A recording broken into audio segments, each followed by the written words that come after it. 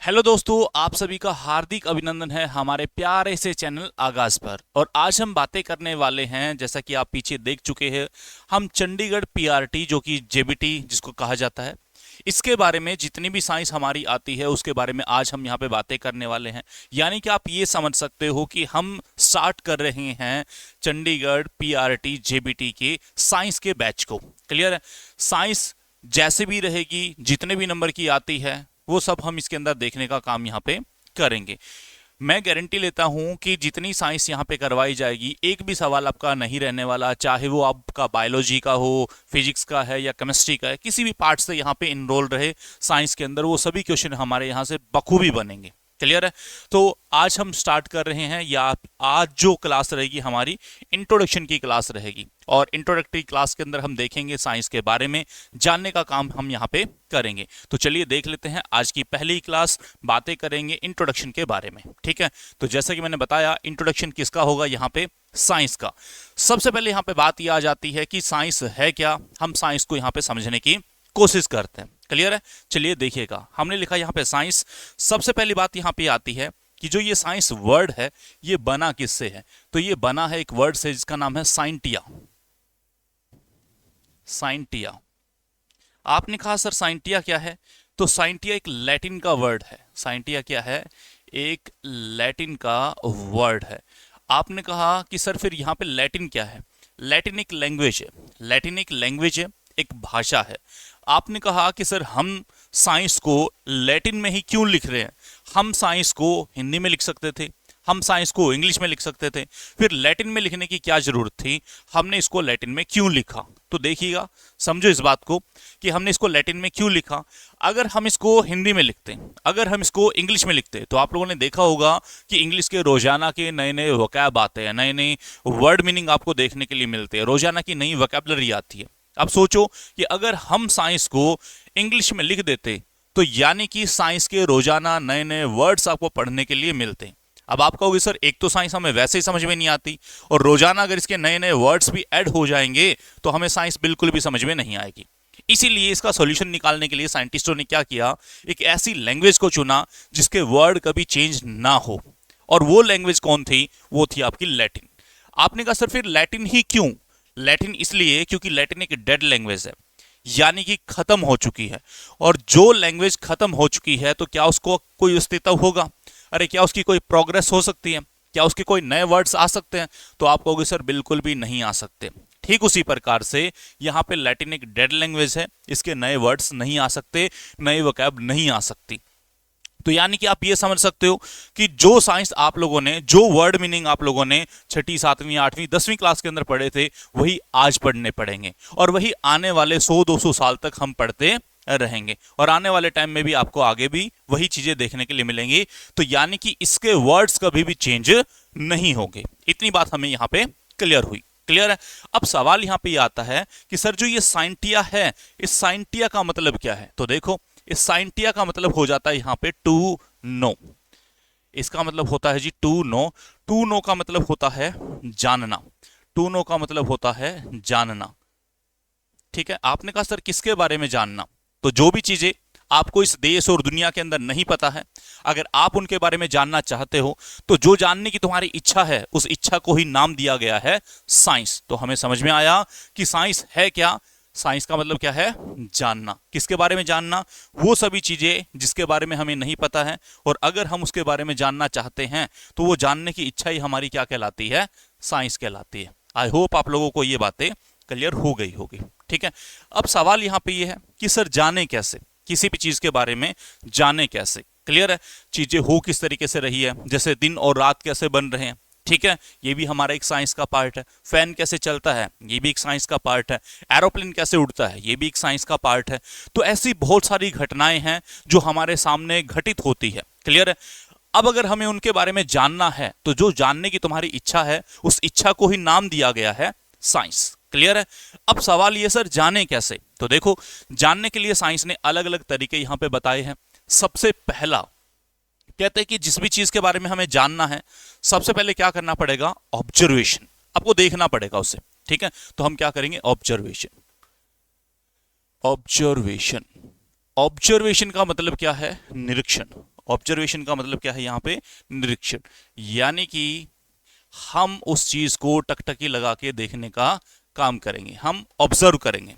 Clear है? जैसे हम उसको देखते रहेंगे, मान लो किसी भी चीज को हमने 1 मिनट देखा, 1 घंटे देखा, 1 दिन देखा, या 1 साल तक हम उस चीज को देखते रहे। जब किसी भी चीज को इतने टाइम तक हम देखते रहेंगे तो हमारे दिमाग में कोई ना कोई सवाल पैदा जरूर होगा कि हाँ ये ऐसे काम कर रहा होगा, ये वैसे काम कर रहा होगा, ये ऐसे चल रहा होगा। इस तरीके से अलग अलग टाइप के विचार हमारे दिमाग में क्या है, आने स्टार्ट हो जाएंगे। जो दिमाग में तुम्हारे विचार आ रहे हैं उन्हीं को साइंस की लैंग्वेज में क्या कहा गया है? हाइपोथेसिस। हाइपोथेसिस। हाइपोथेसिस का मतलब है परिकल्पना। हाइपोथेसिस का मतलब क्या है? परिकल्पना। यानी कि हम क्या कर रहे हैं? इमेजिन करने का काम यहां पे कर रहे हैं। ओके, तो हमने क्या किया? इमेजिन किया। अब सवाल यहां पे ये है कि मान लो कि आप 20 लोग हो, या आप 100 लोग हो, या आप 1000 लोग हो। क्लियर है? जब इतने सारे लोग अपनी अपनी बातों को रख रहे हैं तो अब जानने में दिक्कत होगी। मान लो आप सभी ने अपनी अपनी बातें मेरे सामने रखी, अब दिक्कत किसको हुई ये जानने में कि तुम सही बोल रहे हो या गलत बोल रहे हो? तो वो दिक्कत मुझे हुई। अब सवाल यहां पे ये है कि मैं किस तरीके से आइडेंटिफाई करूं कि तुम सही बोल रहे हो या गलत बोल रहे हो, यानी कि तुम्हारी बातें सही है या तुम्हारी बातें गलत है। इसको किस तरीके से आइडेंटिफाई किया जाए? तो अब मैं क्या करूंगा, जो जो बात आपने बताई है कि सर ये काम इस तरीके से हो रहा है, तो हम क्या करेंगे? एक्सपेरिमेंट करके देखेंगे। हम क्या करेंगे? एक्सपेरिमेंट। तुम्हारी उन्हीं बातों पे गौर करते हुए हम करेंगे एक्सपेरिमेंट। तो ये लो जी, हमने किया एक्सपेरिमेंट। एक्सपेरिमेंट यानी कि प्रयोग। तो हम कर रहे हैं यहां पे एक्सपेरिमेंट यानी कि प्रयोग। और जैसे ही हमने प्रयोग किया, जैसे ही हमने प्रयोग किया, अब जो बातें आपने बताई थी अगर वो बातें गलत है तो आपका एक्सपेरिमेंट हो जाएगा फेल, और अगर तुम्हारे द्वारा बताई गई बातें सही है तो आपका एक्सपेरिमेंट हो जाएगा सक्सेसफुल। और अगर तुम्हारा एक्सपेरिमेंट सक्सेसफुल हुआ, इट मींस आपने जो बातें बताई थी वही बन जाएगी। क्या कहलाएगी? उसको हम बोल देंगे प्रिंसिपल थ्योरी। Principal theory. ठीक है? और इसी को हिंदी में कहा गया है सिद्धांत। इसी को हिंदी में कहा गया है सिद्धांत। ठीक है जी, ये रहेगा आपका इस तरीके से। तो हमें समझ में आया, हमें समझ के आया कि साइंस कभी भी कहीं सुनी बातों पर बिलीव नहीं करता है। साइंस सिर्फ और सिर्फ एक्सपेरिमेंट के ऊपर ही बिलीव करता है। क्लियर है? आप कोई भी बात कह दो, जब तक आप उसको प्रूव नहीं कर सकते उन बातों को माना नहीं जाएगा। तो आपको अपनी बातों को मनवाने के लिए क्या करना पड़ेगा? उनको प्रूव करना पड़ेगा। अरे क्या आपको इतनी बातें क्लियर हुई? ठीक है जी, तो ये रहेगा हमारा यहाँ पे इस तरीके से। तो हमने देखने का काम किया कि साइंस हमारा किस तरीके से काम करता है। तो अभी तक की क्लास के अंदर हमने क्या समझा? What is the meaning of science, कि एक्चुअल में जो साइंस है वो है क्या। तो साइंस का मतलब क्या होता है? To know. टू नो का मतलब होता है जानना। किसके बारे में जानना? जो भी चीज हमें नहीं पता है, और अगर हम उसके बारे में जानना चाहते हैं तो तुम्हारी जानने की इच्छा क्या कहलाएगी? साइंस कहलाएगी। हम उसको क्या बोल देंगे? साइंस बोल देंगे। क्लियर है? अच्छा, जाने कैसे, वो इस तरीके से हमने यहां पे बताने का काम किया है। आई होप आप लोगों को ये बातें समझ में आ गई होगी। अभी चलते हैं हम आगे। ठीक है, देखो भाई इससे आगे। अब सवाल यहां पे ये था कि जो हमारा साइंस है, जो हमारा साइंस है, साइंस डिवाइड हो जाता है बेसिकली 3 पार्ट्स के अंदर। अब ये 3 पार्ट्स है कौन कौन से, उनके बारे में हम यहां पे समझने का काम कर लेते हैं। तो देखो, सबसे पहले आता है यहां पे फिजिक्स। सबसे पहले आता है यहां पे फिजिक्स। ठीक है, दूसरा आता है केमिस्ट्री। दूसरा आता है केमिस्ट्री। तीसरा आता है बायोलॉजी। ओके, ये आपका इस तरीके से रहेगा। जो फिजिक्स है इसको आप हिंदी में कहते हो भौतिक विज्ञान। भौतिक विज्ञान। ठीक है। जो आपका केमिस्ट्री है ये कहलाता है रसायन। रसायन विज्ञान, ये आपका इस प्रकार से रहेगा। ठीक है। बायोलॉजी है ये कहलाता है आपका जीव विज्ञान, ये आपका इस प्रकार से रहेगा। ठीक है जी, चलो ये बातें हमने देखने का यहां पे काम किया। अब सबसे पहले हम क्या करेंगे, एक एक को एक्सप्लेन करने का काम करेंगे। सबसे पहले हम देखेंगे किसके बारे में? फिजिक्स के बारे में। तो चलिए हम यहां पे देखते हैं फिजिक्स के बारे में। तो हमने देखा फिजिक्स। फिजिक्स यानी कि भौतिक विज्ञान, फिजिक्स यानी कि भौतिक विज्ञान, ये रहेगा आपका इस प्रकार से। ठीक है, चलो अब हम फिजिक्स को समझने की कोशिश करेंगे किस प्रकार से। देखो, सबसे पहली बात तो ये है, जो फिजिक्स है ये बना किससे है? ये बना है एक वर्ड से जिसको आप कहते हो फ्यूजिस। फ्यूजिस, ठीक है। फ्यूजिस का मतलब क्या होता है? फ्यूजिस का मतलब होता है नेचर। और नेचर को हिंदी में क्या कहते हैं? नेचर को हम हिंदी में कहते हैं प्रकृति। प्रकृति, ओके। ये आपका इस प्रकार से रहेगा।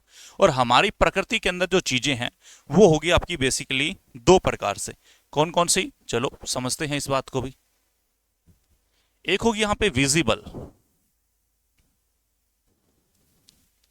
विजिबल का मतलब होता है दृश्य, जिन चीजों को आप देख पाए, विजिबल यानी कि दृश्य। दूसरी होगी आपकी इनविजिबल। इनविजिबल, इनविजिबल का मतलब होता है अदृश्य, जिनको आप देख नहीं सकते, होती है पर आप देख नहीं सकते, अदृश्य। क्लियर है? तो आपने कहा सर जो विजिबल है ये क्या है? तो देखो विजिबल क्या होगी, देखो विजिबल क्या होगी, यानी कि किसी न किसी चीज से मिलके बनी होगी। क्लियर है?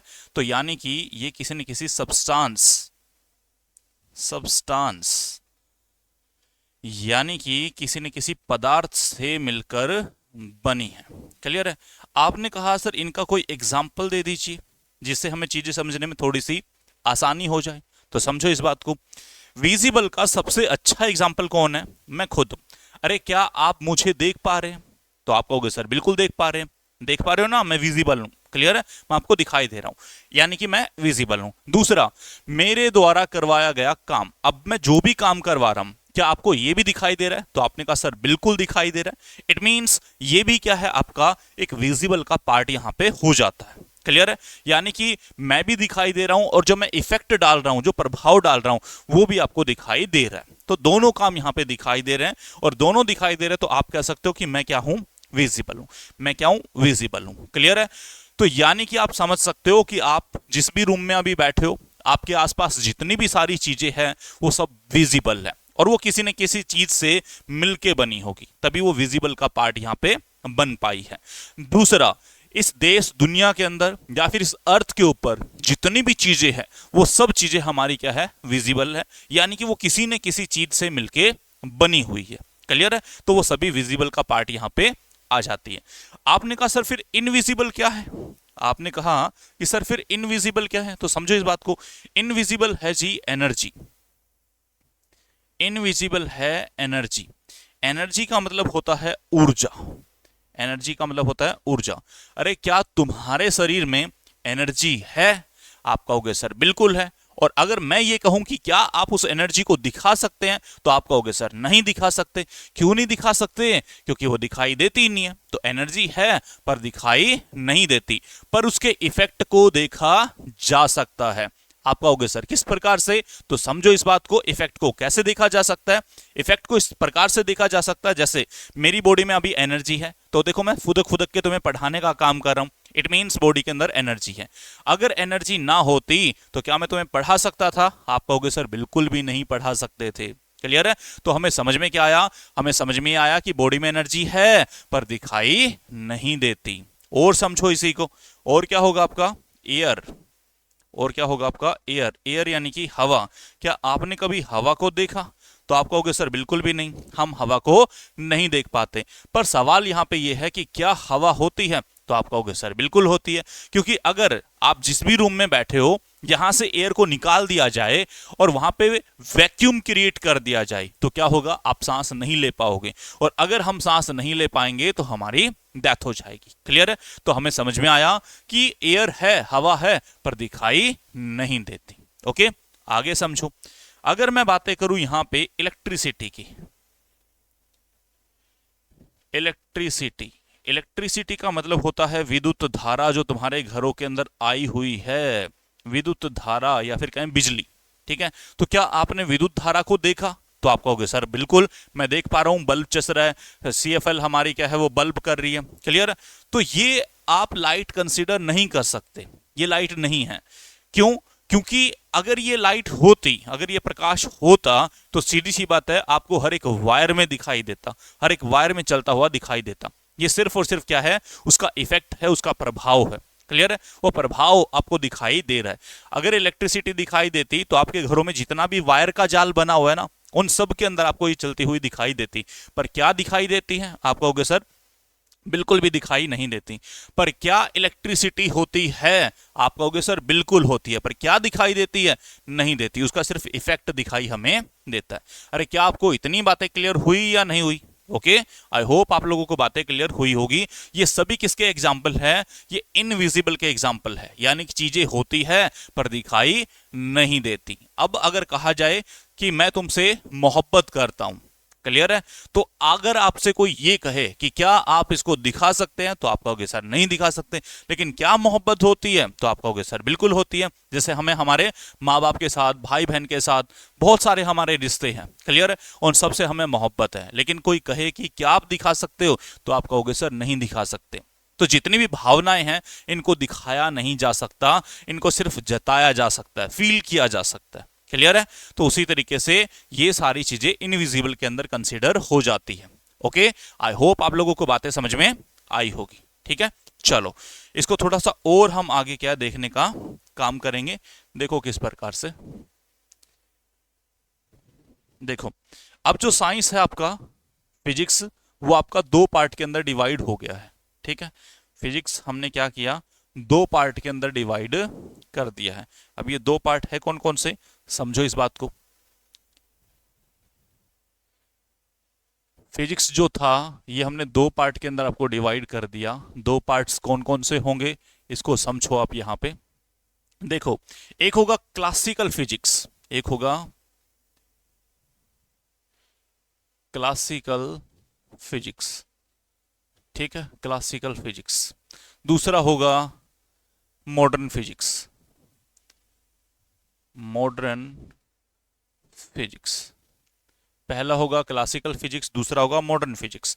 अगर मैं यहां पे बातें करूं क्लासिकल फिजिक्स की, तो क्लासिकल जो वर्ड है वो यूज किया जाता है किसके लिए, पुराने के लिए। क्लियर है, आप कई बार कहते हैं ना मुझे क्लासिकल सॉन्ग पसंद है, इट मींस मुझे पुराने गाने पसंद है। मुझे क्लासिकल डांस पसंद है, मुझे पुराना जो कथकली डांस होता था वो मुझे पसंद है। क्लियर है, तो हम बातें किसकी कर रहे हैं, पुराने की। और पुराने को क्या कहा जाता है, परंपरागत, यानी कि ट्रेडिशनल। ठीक है, क्या कहा जाता है, परंपरागत। तो ये बन गया आपका परंपरागत भौतिकी, परंपरागत भौतिकी।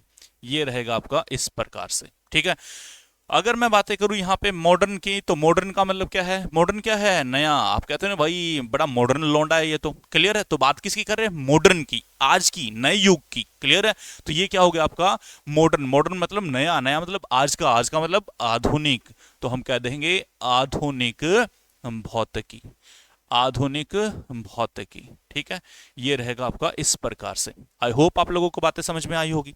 क्लियर है, चलो अब हम समझते हैं। सबसे पहले हम समझते हैं कि क्लासिकल फिजिक्स का मतलब यहां पे क्या है, और क्लासिकल फिजिक्स के जो फादर है वो किसको कहा जाता है। तो समझो इस बात को। देखो, क्लासिकल फिजिक्स के फादर कहे जाते हैं यहां पे न्यूटन साहब। ठीक है, father, father of classical physics. ठीक है भाई, क्लासिकल फिजिक्स कौन कहे जाते हैं, तो आंसर है न्यूटन साहब, आंसर है न्यूटन साहब, न्यूटन साहब। अब आपने कहा सर न्यूटन साहब को इसका फादर क्यों बना दिया गया, चलो समझो इस बात को, क्यों बनाया गया। देखो, पहली बात तो हम अगर क्लासिकल की बातें करें तो हुआ क्या कि न्यूटन साहब एक दिन एप्पल के पेड़ के नीचे बैठे थे, बेचारे थक गए थे और आराम फरमाना चाह रहे थे। आराम फरमाने के लिए कहां बैठे, ये एक एप्पल के पेड़ के नीचे बैठ गए। जैसे ही आंख लगी तो कुछ देर बाद क्या हुआ, ऊपर से एक एप्पल आया और ये लगा सर पे धड़ाम से। जैसे ही सर पे लगा इनकी आंखें खुल गई और इन्होंने देखा कि भाई कौन आया है, किसने मेरी निद्रा के अंदर विघ्न डाला है। तो इन्होंने देखा कि एक एप्पल आया है। इन्होंने उस एप्पल को उठाया और उस एप्पल से पूछा कि भाई एक बात बता, तू नीचे, ऊपर से नीचे ही क्यों आया है, तो ऊपर से और ऊपर भी तो जा सकता था, तो नीचे आने की क्या जरूरत पड़ी, तुम नीचे क्यों आए। अब सवाल यहां पे ये है कि क्या उस एप्पल ने न्यूटन साहब को कोई रिप्लाई दिया, तो आप कहोगे सर कोई भी रिप्लाई यहां पे नहीं दिया। दूसरा सवाल यहां पे यह बनता है कि क्या न्यूटन साहब ने उनके नीचे आने का कारण खोजा या नहीं खोजा? तो आप कहोगे सर बिल्कुल खोजा, और सिर्फ कारण नहीं खोजा, खोजते खोजते खोज डाली पूरी फिजिक्स। ठीक है, पूरी फिजिक्स खोज डाली, तभी ये बने यहां पे फादर ऑफ क्लासिकल फिजिक्स। ठीक है, तो किसको कहा जाता है? न्यूटन साहब को। अब न्यूटन साहब के टाइम के अंदर एक बात प्रचलित हुई। बात क्या थी? Energy neither be created nor be destroy. अब इसका मतलब क्या है, समझो इस बात को।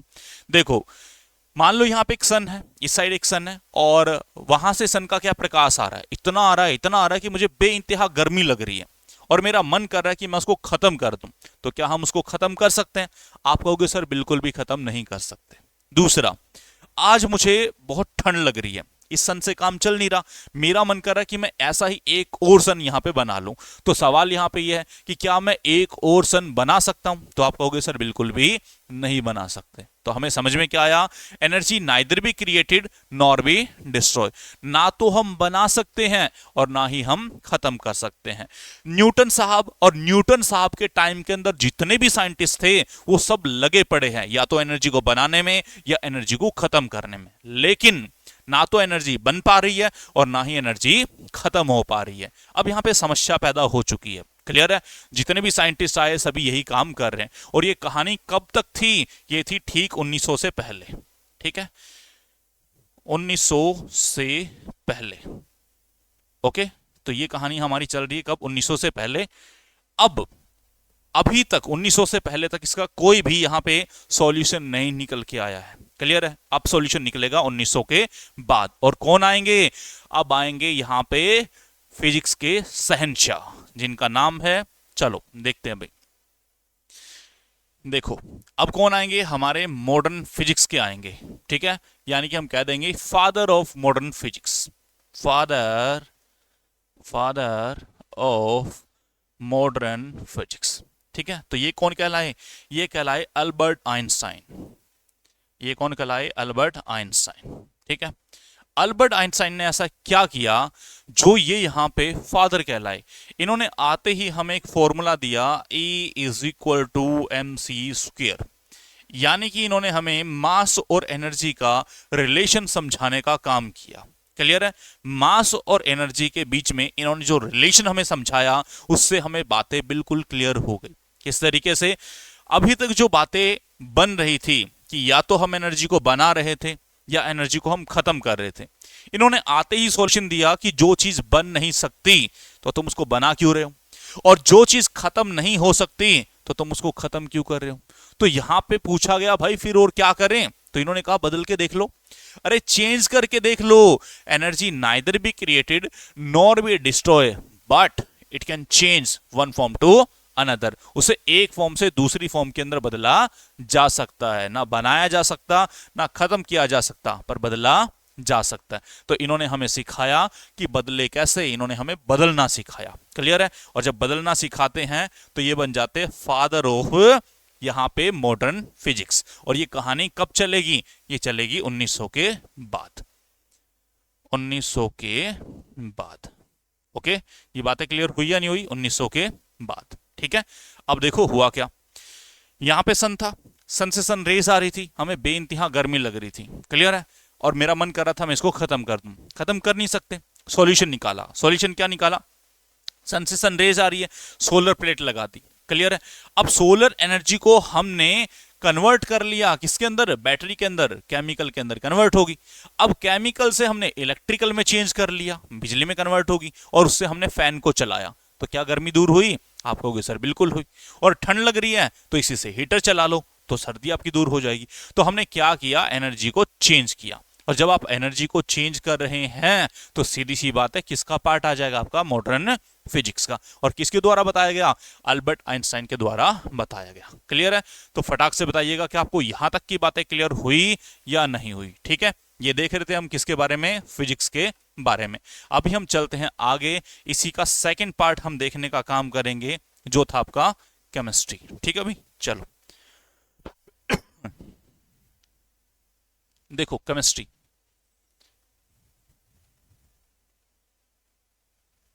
केमिस्ट्री यानी कि रसायन विज्ञान, रसायन विज्ञान। ओके, ठीक है, चलो समझते हैं। ओके, देखो भाई, सबसे पहली बात तो ये आती है कि जो केमिस्ट्री है हम यहाँ पे पढ़ेंगे किसके बारे में, तो देखो हम यहाँ पे पढ़ेंगे केमिस्ट्री के बारे में। और केमिस्ट्री जो वर्ड है ये आया कहां से, ये आया एक वर्ड से, इसका नाम है कीमियो। कीमियो, कीमियो का जो शाब्दिक अर्थ है वो होता है काला पदार्थ। ठीक है भाई, काला पदार्थ, ठीक है। क्योंकि हम इसके अंदर पढ़ेंगे भी किसके बारे में, पदार्थों के बारे में पढ़ेंगे, तो इसको हम क्या कहते हैं, काला पदार्थ, कीमियो यानी कि काला पदार्थ। आपने कहा सर इसके अंदर हम पढ़ेंगे किसके बारे में, तो समझो इस बात को कि पढ़ेंगे किसके बारे में। हम यहाँ पे पढ़ते हैं स्टडी ऑफ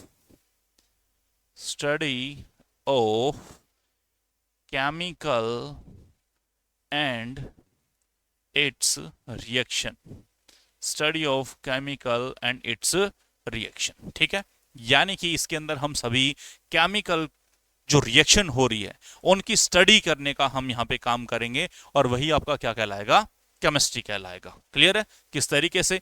अब देखो केमिस्ट्री पढ़ना बहुत आसान है और केमिस्ट्री समझना भी बहुत ही आसान है। किस तरीके से, अभी ये है क्या, चलो इसको हम समझने की कोशिश करते हैं। हमने क्या लिया, हमने दूध लिया, दूध को गर्म किया, ठीक है, और जैसे ही दूध को हमने गर्म किया, गुनगुना कर लिया, उसके अंदर खट्टा डाल दिया और उसको रख दिया रात को।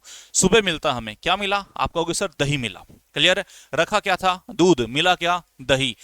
यानी कि अब यहां पे हुआ क्या है, यहां पे हुई है जी केमिकल रिएक्शन। यहां पे क्या हुई है, केमिकल रिएक्शन। आपने कहा सर फिर केमिकल रिएक्शन क्या होती है, तो समझो इस बात को भी। हमने क्या लिया था, दूध लिया था, दूध किस में बदल गया, दही में। यानी कि रिएक्टेंट क्या था, दूध, प्रोडक्ट क्या बना, दही। हमने इस रिएक्टेंट को किस में बदल दिया, प्रोडक्ट में, दूध को दही में बदल दिया। सवाल अब यहां पे ये है कि क्या आप इस दूध को वापस दही में बदल सकते हो, सॉरी इस दही को वापस दूध में बदल सकते हो, यानी कि प्रोडक्ट को वापस रिएक्टेंट के अंदर बदल सकते हो, तो आप कहोगे सर बिल्कुल भी नहीं बदल सकते।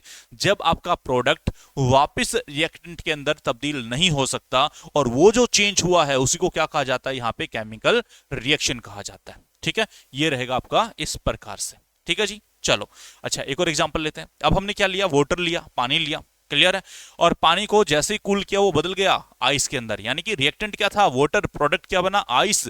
क्या आप इस आइस को वापस वाटर के अंदर तब्दील कर सकते हो, आपने कहा सर बिल्कुल कर सकते हैं, लेकिन ये केमिकल रिएक्शन नहीं होगी। मैंने अभी बताया कि अगर आपका प्रोडक्ट वापस रिएक्टेंट के अंदर बदल जाता है तो ये केमिकल रिएक्शन नहीं होगी। ये कैसी है फिर, ये कहलाती है फिजिकल रिएक्शन।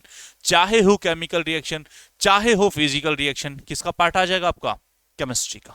ओके, तो ये बातें हमें कहां से पता चली, ये बातें हमें बताई गई किसके द्वारा, फादर ऑफ केमिस्ट्री के द्वारा। Father of chemistry, father of chemistry, तो ये कौन कहलाए, ये कहलाए आपके लेवोजियर साहब, लेवोजियर। ठीक है, तो किसको कहेंगे हम यहां पे, लेवोजियर को, लेवोजियर। ठीक है भाई, लेवोजियर। ओके, फटाक से बताइएगा कि आपको इतनी बातें क्लियर हुई या नहीं हुई।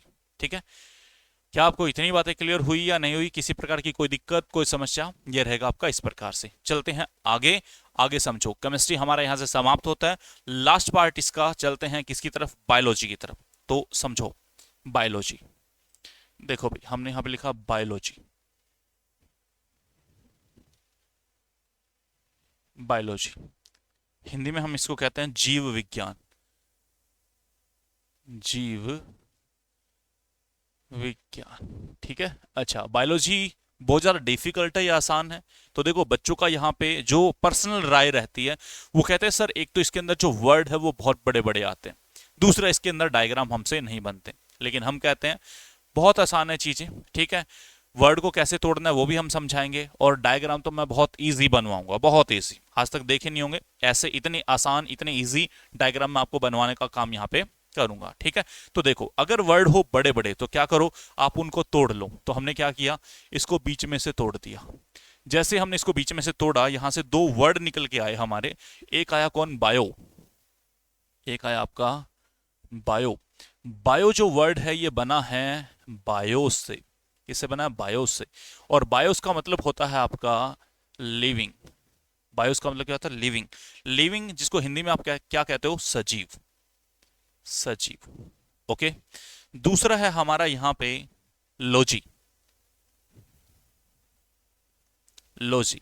लॉजी जो वर्ड है ये बना है लोगोस से। और लोगोस का मतलब होता है टू स्टडी। और टू स्टडी का मतलब होता है आपका अध्ययन। टू स्टडी का मतलब क्या होता है आपका? अध्ययन। यानी कि आप कह सकते हो कि what is the meaning of biology, तो कह सकते हो स्टडी ऑफ लिविंग्स, या फिर कह सकते हो सजीवों का अध्ययन। यानी कि हम इसके अंदर क्या कर रहे हैं? सजीवों का अध्ययन करने का काम यहाँ पे कर रहे हैं। अब आप कहोगे कि सर अगर यहाँ पे पूछा जाए, एक वर्ड आया है लिविंग, सजीव किसे कहेंगे? ठीक है, सजीव किसे कहेंगे? तो इसके बारे में हमने बहुत सारी अवधारणाएं की है, एक्सपेरिमेंट किए हैं, उनसे कुछ तथ्य निकल के आए हैं। अगर आप उनको फुलफिल कर रहे हो तो इट मींस आप भी क्या हो? लिविंग हो। और अगर आप उनको फुलफिल नहीं कर रहे तो आप भी नॉन लिविंग की कैटेगरी के अंदर आ जाओगे। अब वो कौन कौन सी चीजें हैं उनको समझो एक बार, और फिर एनालाइज करो कि क्या ये चीजें होती हैं। ठीक है, उस तरीके से देखो। इसने क्या कहा कि जो लिविंग है ना उनके अंदर एक प्रोसेस हो रही होगी। जो लिविंग है उसके अंदर एक प्रोसेस हो रही होगी। प्रोसेस कौन सी? रेस्पिरेशन की प्रोसेस हो रही होगी। रेस्पिरेशन की। रेस्पिरेशन क्या होता है आपका? सौशन। ठीक है, रेस्पिरेशन क्या होता है? सौशन। क्या होगा? सौशन। सौशन का मतलब क्या है? सांस लेना। ठीक है, सांस लेना और सांस छोड़ना। तो सवाल अब यहाँ पे ये है कि क्या तुम्हें सांस आ रही है? तो आप कहोगे सर बिल्कुल आ रही है। तो क्या किसी की सांस अटक तो नहीं गई है? किसी की नौकरी के चक्कर में, तो किसी की छोकरी के चक्कर में? तो ऐसा तो नहीं है। क्या पता किसी की सांसें अटक गई हो। क्लियर है? तो सबसे पहला सवाल यहां पे ये है रेस्पिरेशन की, यानी कि हम सांस ले पा रहे हैं और सांस छोड़ पा रहे हैं। अब सवाल यहां पे ये है कि अगर आप सांस ले पा रहे हैं तो आपको भूख और प्यास लग रही होगी। अरे लगती या नहीं लगती? या फिर उनके ख्यालों में सब कुछ गायब ही हो गया है? ठीक है, तो हमें भूख भी लगती है और प्यास भी लगती है। तो हमें क्या चाहिए? न्यूट्रिशन चाहिए। हमें क्या चाहिए? न्यूट्रिशन। यानी कि अब हमें चाहिए यहां पे पोषण। अब हमें क्या चाहिए? पोषण। ये लो जी, अब हमें चाहिए यहाँ पे पोषण।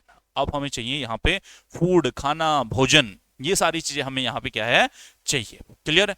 अब सवाल यहाँ पे ये है कि जो खाना आपने खाया क्या वो आपकी बॉडी में पच जाता है या फिर कोई समस्या रहती है? तो आप कहोगे सर बिल्कुल पच जाता है। तो हम एक और प्रोसेस कर पा रहे हैं, डाइजेशन। एक और प्रोसेस कर पा रहे हैं, डाइजेशन। डाइजेशन का मतलब क्या है? पाचन। डाइजेशन का मतलब क्या है? पाचन। यानी कि जो हमने खाया हम उसको पचा पा रहे हैं। अब सवाल ये है कि जो खाया, अरे वो पूरा पचा गए या कुछ वेस्ट के रूप में बॉडी से बाहर भी निकाला? तो आप कहोगे सर कुछ वेस्ट के रूप में बॉडी से बाहर भी निकाल रहे हैं। हम प्रोसेस कर रहे हैं एक्सक्रीशन। एक्सक्रीशन का मतलब क्या है? उत्सर्जन। एक्सक्रीशन का मतलब क्या है? उत्सर्जन। यानी कि जो हमने खाया उसमें से हम वेस्ट प्रोडक्ट को बॉडी से बाहर निकालने का काम कर रहे हैं। अब साइंटिस्ट ये कहते हैं कि अगर आप ये सारी प्रोसेस कर पा रहे हैं तो आपके अंदर एक प्रोसेस और हो रही होगी जिसको कहा जाता है ग्रोथ, यानी कि आपकी वृद्धि।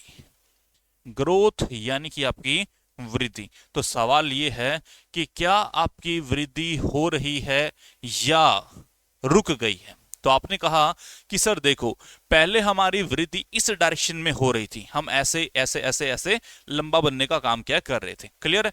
लेकिन अब ये जो प्रोसेस है ये तो यहां पे आके बंद होगी। ठीक है, अब इससे ऊपर थोड़ी ना जाएंगे, ये तो बंद होगी। लेकिन इसका मतलब ये भी नहीं है कि हमने ग्रोथ करना ही छोड़ दिया है। हमने ग्रोथ करना नहीं छोड़ा, बस अपनी डायरेक्शन बदल ली है। अब हम किस डायरेक्शन में यहां पे फैलने का काम कर रहे हैं? इस डायरेक्शन में। और कब तक फैलते रहेंगे? जब तक पूरे डबल बेड पे ना आ जाए। यही हमारा उद्देश्य है और हम तब तक फैलते रहेंगे। जिंदा है तो फैलते रहो भी। क्लियर है? तो हमें यहां पे समझ में आया कि अगर आप ये सारी ना सही इनमें से 3 प्रोसेस भी अगर कर पा रहे हैं तो हम आपको कह देंगे कि आप लिविंग की कैटेगरी में आते हैं। आप क्या है? लिविंग है, यानी कि आप सजीव हैं। अब ये जो सब एक्टिविटी है इसको यहां पे एक नाम दिया गया। ठीक है, ये जो भी एक्टिविटी हो रही है ना इसको एक नाम दिया गया। नाम क्या दिया गया? बायोलॉजी। नाम क्या दिया गया? बायोलॉजी। और आप लोगों से पूछा जाता है कि ये नामकरण किसके द्वारा किया गया, तो यहाँ पे दो साइंटिस्ट हमारे रहे जिनका नाम है, एक का नाम है लेमार्क, एक का नाम है लेमार्क, और दूसरे इन्हीं के कलीग थे जिसका नाम है Treviranus.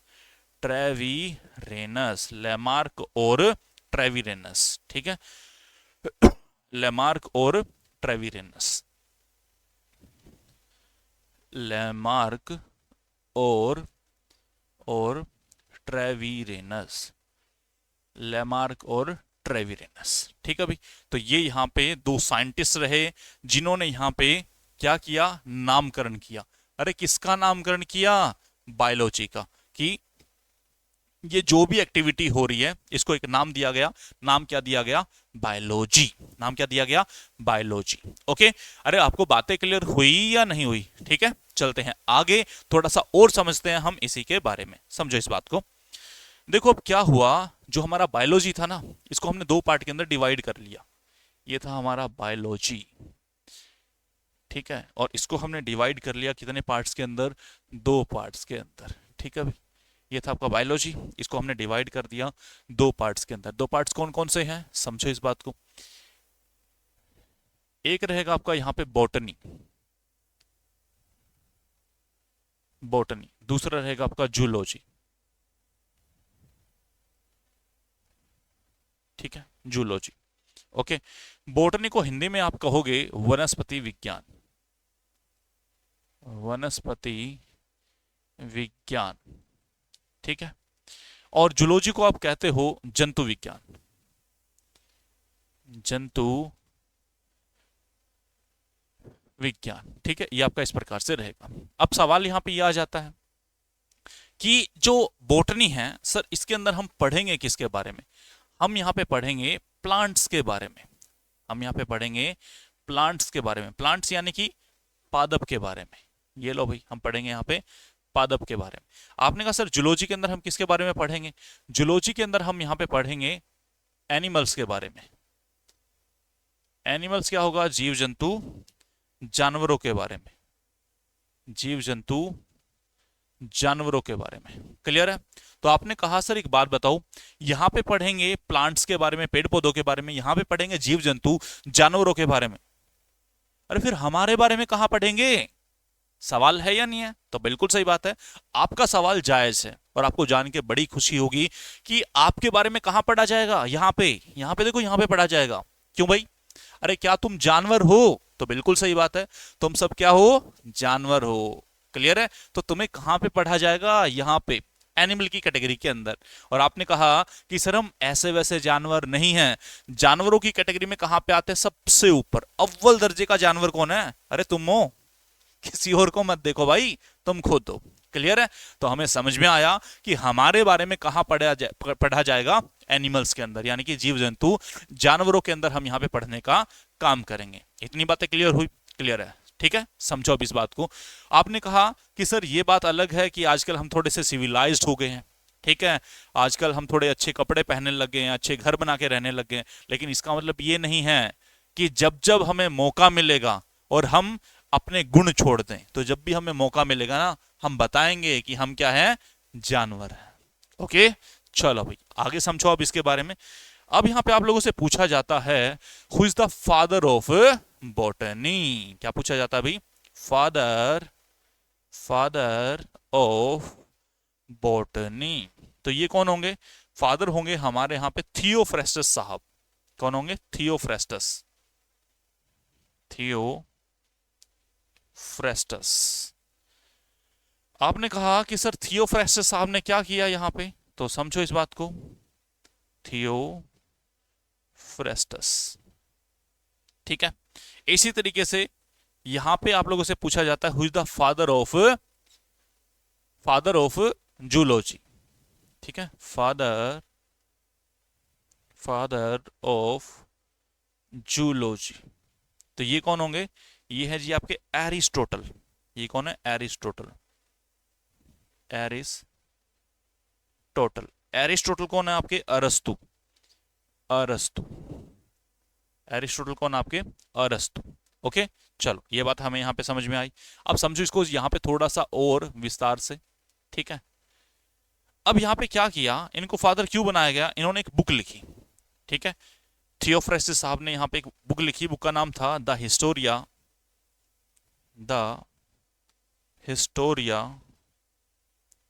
Of plantarum, the Historia of plantarum. आपने कहा सर इस बुक के अंदर ऐसा क्या था, तो देखो इस बुक के अंदर इन्होंने क्या किया, कम से कम भी 500 टाइप्स के यहाँ पे प्लांट लिए, पेड़ पौधे लिए, और उन पेड़ पौधों का इन्होंने नामकरण किया। जिस तरीके से इन्होंने, हम आम खाते हैं, आम को इंग्लिश में क्या कहते हैं, मैंगो कहते हैं, मैंगो का नाम दिया, मैंगो का नाम क्या है, मैंगीफेरा इंडिका। आप प्याज खाते हैं, प्याज को इन्होंने नाम दिया एलम सेपा। क्लियर है। इसी तरीके से एक नहीं दो नहीं, बहुत सारे पेड़ पौधों के नाम दिए और बन गए फादर ऑफ बॉटनी। क्या बन गए, father of botany.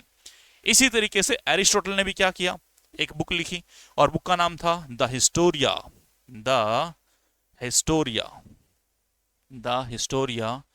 Of animalia, the Historia of animalia.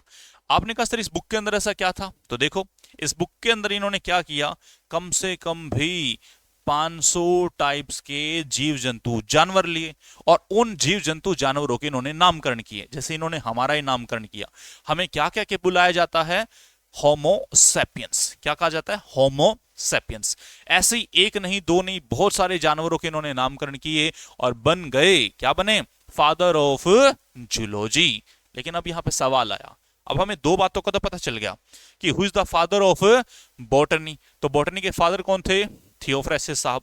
Who is the father of zoology, तो यह भी हमें पता चला कौन होंगे, एरिस्टोटल। सवाल आया आपके एग्जाम के अंदर, who is the father of biology. अरे बायोलॉजी के फादर कौन है, तो देखो बायोलॉजी के फादर अब दो हो सकते हैं, या तो थियोफ्रेस्टिस या फिर एरिस्टोटल। पर इस पे हमारे साइंटिस्ट नहीं माने, जो वर्ल्ड के सभी साइंटिस्ट थे उन्होंने अपनी सहमति नहीं दी, कहा कि एक सब्जेक्ट के दो फादर हम नहीं बना सकते, कोई एक ही रहेगा। तो उन्होंने कहा फिर भाई डिवाइड कैसे करें, तो उन्होंने एक सजेशन दिया।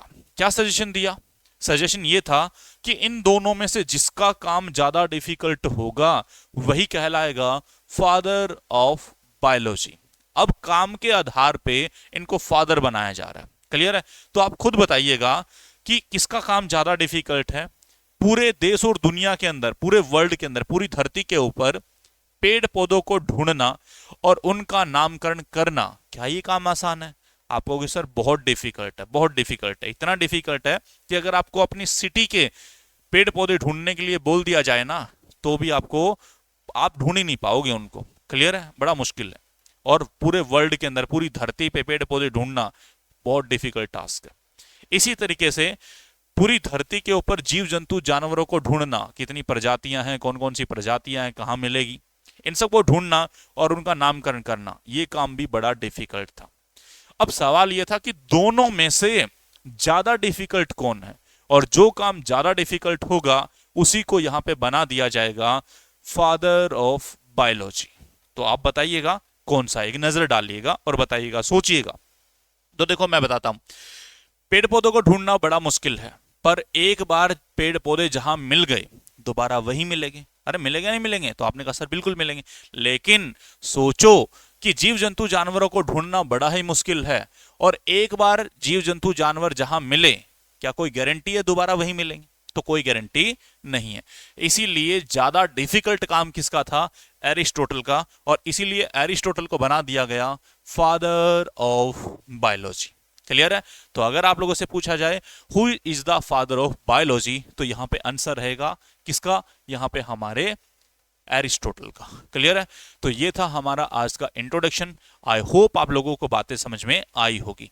कल से हम पहले टॉपिक से हम हमारी क्लासेस को स्टार्ट कर देंगे। ठीक है। तो आज की क्लास के अंदर इतना ही रहेगा। Thank you, thanks a lot, Radhe Radhe.